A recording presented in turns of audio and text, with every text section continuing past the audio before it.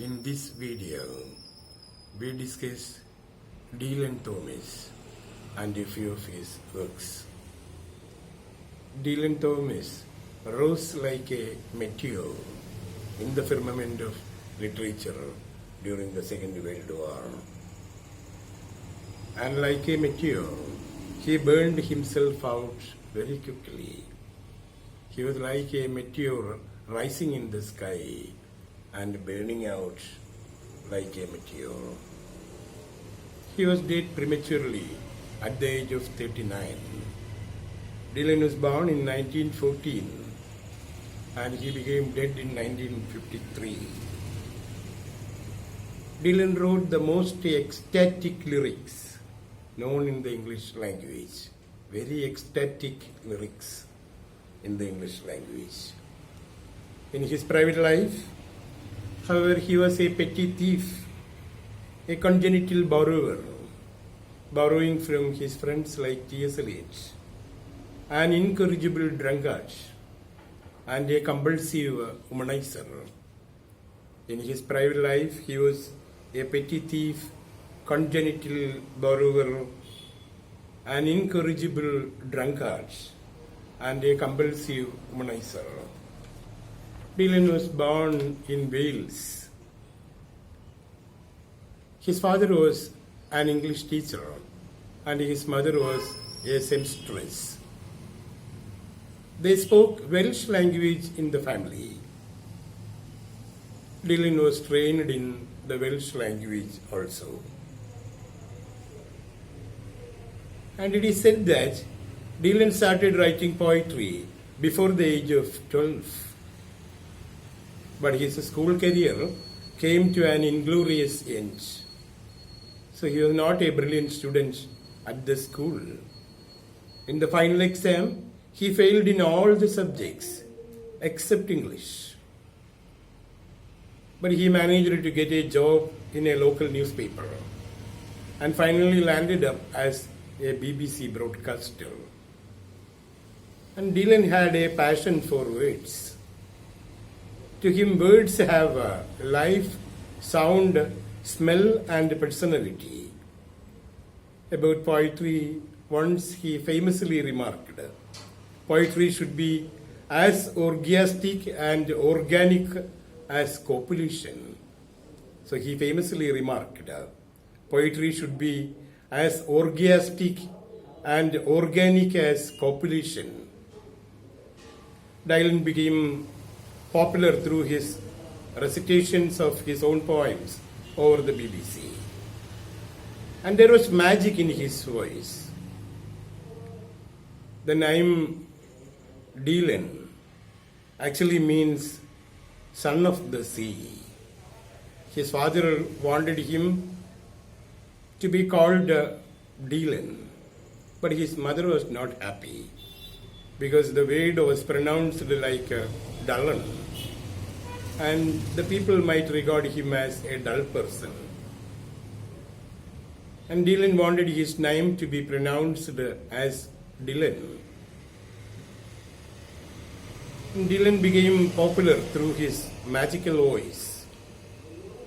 And the two striking qualities of his poetry are surrealistic technique and sacramental imagery. These are the two notable qualities of his poetry: surrealistic images and sacramental imagery. Surrealistic technique and sacramental imagery.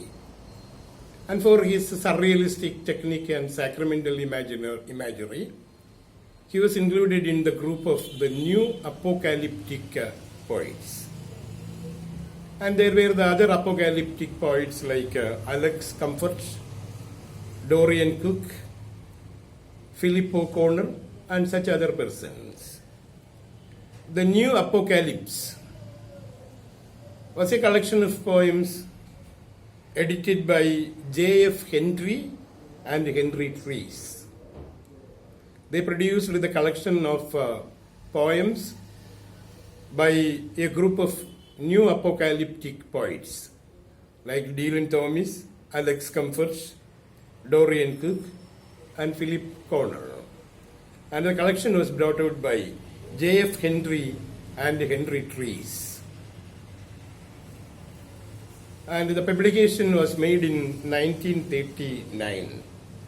Actually, the term New Apocalypse was taken from an anthology produced by D.H. Lawrence entitled Apocalypse in 1931. And the apocalyptic poets were noted for the use of surrealism, myth, expressionism, and sacramental imagery. Therefore, Dylan was also included in the group. But Dylan never acknowledged that he was a person in the group of the new apocalyptic poets. And the first collection of poems by Dylan was entitled Light Breaks When No Sun Shines. Light breaks where no sun shines. It was brought out in 1934. It was his first collection. Light breaks where no sun shines. And then he brought out another collection, The Map of Love, in 1939. It included a few of his poems. He also brought out a collection of stories, interestingly entitled Portrait of the Artist as a Young Dog. Portrait of the Artist as a Young Dog in 1940. In 1946, he brought out a collection called Deaths and Entrances. A few of his popular poems are included in this collection, Deaths and Entrances. The title of the volume is taken from John Donne's sermon, Death's Duel. PGC once asked this question. The title Deaths and Entrances by D.H. Lawrence is taken from where? It is taken from John Donne. Donne's sermon, Death's Duel. And the lines are, our very birth and entrance into this life is an issue from death. Our very birth and entrance into this life is an issue from death. It's a line included in John Donne's sermon, Death's Duel. Dylan has taken the title Deaths and Entrances from this sermon of John Donne, and the collection was brought out in 1946.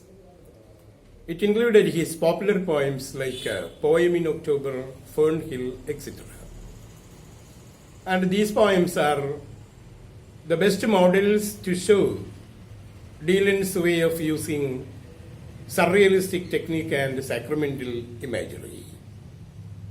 For example, Poem in October deals with an early morning walk on the poet's 30th birthday. He found nature joining him in prayer. The poem is set in Lagoon. Lagoon is a fishing village. Dylan was born in a fishing village, Swansea. And after marriage, he migrated to another fishing village called Lagoon. Dylan got married with Caitlin McNamara. And it was in 1937 he got married with Caitlin McNamara. And the marriage was mutually destructive. And they settled in a fishing village called Lagoon. And this poem, Poem in October, is also set in this fishing village. It deals with an early morning walk on the poet's 30th birthday. So once you see asked this question, in Poem in October describes his birthday. Which birthday of Dylan Thomas is described in the poem? Poem in October. It is his 30th birthday. And on the 30th birthday, he found nature joining him in prayer. Rain and sunlight came alternately and almost together. It was like thoughts of the past and present getting together.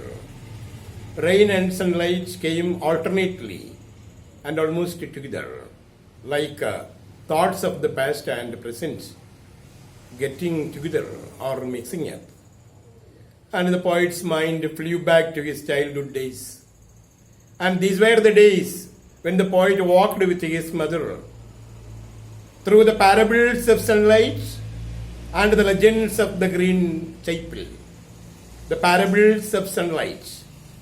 Sunlight telling parables. And the legends of green chapels. Nature producing the chapel, the green chapel. He felt sunlight as teaching him God's goodness, and the green woods functioning as nature's chapels. The poet experienced the joy of childhood through the songs of the birds. Surrealism was a favorite technique of Dylan Thomas. Surrealism actually means superrealism. It originated in France as a poetic movement and spread over the world. So it permits the writer to go to any extent of mixing and mingling of thoughts and imagery. Surrealistic technique. And it revolts against all restraints of the human mind. These restraints include logical reasoning of the mind, artistic conventions, standard morality. In a surrealistic poem, there will be no standard morality kept up. No artistic conventions followed. Actually, surrealism questioned the reasoning of the mind, artistic conventions, and standard morality. The surrealists believe in a free flow of mind's deepest feelings. The surrealist poets believe in a free flow of mind's deepest feelings. So the deepest feelings can go to any extent. For example, in poem in October, we find the past and present of the poet getting mingled up. So Dylan Thomas, despite his rakish life, that he led a rakish life, I told you that he was a congenital borrower, incorrigible drunkard, and compulsive womanizer. He was also a petty thief.